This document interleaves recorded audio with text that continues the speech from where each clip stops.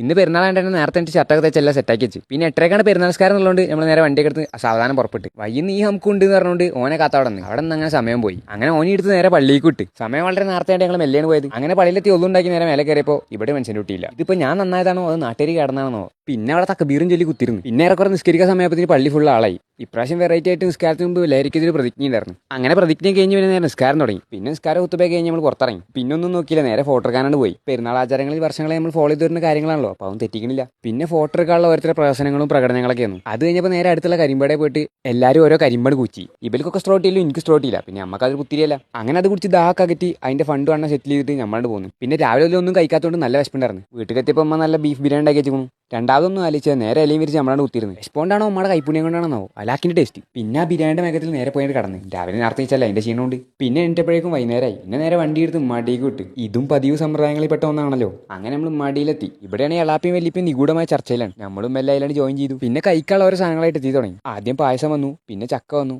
പാവം ബനൊക്കെ തിന്ന് ഇടങ്ങാറായിക്കണു. ശരി എന്നാ പാവം, ഞാൻ ഓനെ പോയി സഹായിച്ചിട്ട് വരാം.